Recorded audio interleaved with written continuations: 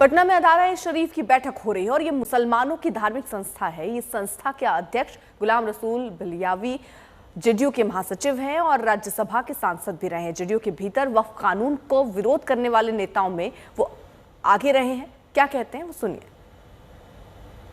देखिए, जिन मुद्दों पर बात होनी है वो ये कि बिल के किन किन धाराओं से हमारी स्वतंत्रता, धार्मिक स्वतंत्रता और संविधान से मिले हुए जो हमको आज़ादी है वो कहाँ कहाँ इफेक्टिव हो रही है। एडवोकेट्स भी आ रहे हैं, दानिश्वर भी, खानकाहों के सज्जादगान भी, मिल बैठकर कोई बात तय करेंगे। नीतीश कुमार से आप लोगों ने अपील भी की थी, ईद के रोज भी मुलाकात हुई थी, आप लोगों ने कई सुझाव दिए थे। क्या वो सुझाव अमेंडमेंट में आ पाए, नहीं आ पाए? अब पूरा बिल पढ़ लिया गया है और क्या क्या सुझाव क्या क्या नहीं, पूरे देश के सभी लोगों ने प्राइम मिनिस्टर से लेकर होम मिनिस्टर तक सभी राजनीतिक दलों के नेताओं से आग्रह किया था। अब किसी ने कितना उस पर नोटिस लिया वो तो अब सब समझ में आएगा। अब जेडीयू के नेता भी हैं, ये भी जिम्मेदारी आपके ऊपर है कि पार्टी के अंदर जो फैसला लिया गया उसका जमात में क्या असर जा रहा है, कैसे लोगों की नाराजगी है? सबसे पहले मैं इदारे शरिया का खादिम हूँ, उसके बाद कुछ हूँ। तेजस्वी यादव कह रहे हैं बिहार में वक्फ कानून लागू नहीं होने देंगे। इस पर बीजेपी जेडीयू क्या कह रही है, सुनिए। लगता है तेजस्वी जी की सरकार बनना है नहीं, और संसद से जो कानून पास होता है उसको पूरे देश में लागू होता है और संसद पूरे देश का है।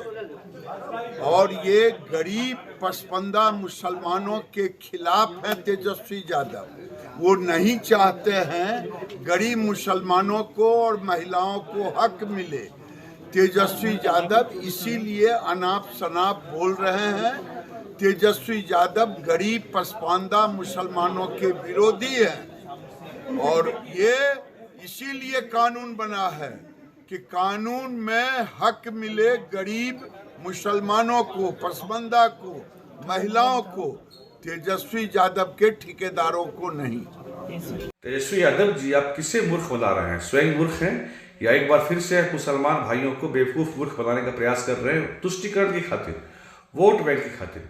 क्या आपको लगता है कि केंद्र के पार्लियामेंट से ये कानून पास हुआ है, जेपीसी के द्वारा निर्गत हुआ है और आप इसको निरस्त कर देंगे? आप इसी तरह धारा 370 का विरोध कर रहे थे, इसी तरह आप 3 तलाक जैसे कुप्रथा का विरोध कर रहे थे, और जब इस कुप्रथा को मोदी जी ने समाप्त किया, जो कि सामाजिक न्याय की दिशा में एक बहुत ठोस कदम है, बड़ा कदम है, सही मायने में इसे पसमानदा मुस्लिम, गरीब मुस्लिम, पिछड़े मुस्लिम जो बोहरा है उनका भलाई होगा, जिनकी संख्या मुस्लिमों में 80% है। लेकिन आप तुष्टीकरण के लिए लोगों को आप बरगला रहे हैं।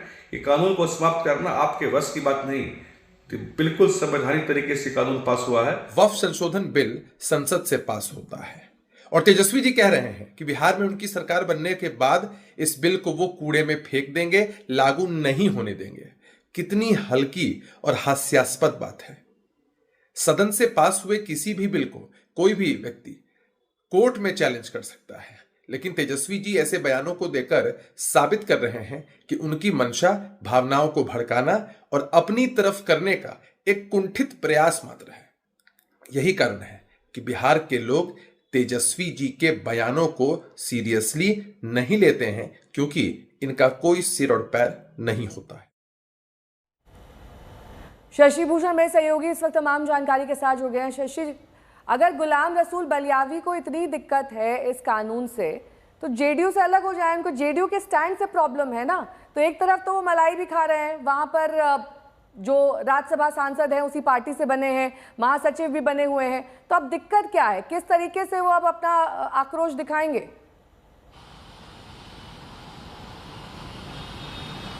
बिल्कुल नेहा, देखिए यही सवाल हमने आज किया भी बलियावी से कि आप जेडीयू के नेता भी हैं और नाराजगी भी जाहिर कर रहे हैं, जेडीयू ने समर्थन किया बिल का, तो ऐसे में आपका स्टैंड क्या होगा? एक बात जो उन्होंने सीधे तौर पे कही वो ये कि वो पहले इदारा सरिया है उसके प्रमुख हैं। ये अपने आप में बहुत महत्वपूर्ण बयान है और इस लिहाज से भी और अहम हो जाता है कि आज ही घंटों चर्चा होनी है इस नए कानून, नए एक्ट के ऊपर, और उसके बाद आगे का रास्ता इदारा तय करेगा। बिहार, झारखंड, उड़ीसा और पश्चिम बंगाल, इस पूरे इलाके में इस मुस्लिम धार्मिक संगठन का अपना प्रभाव है।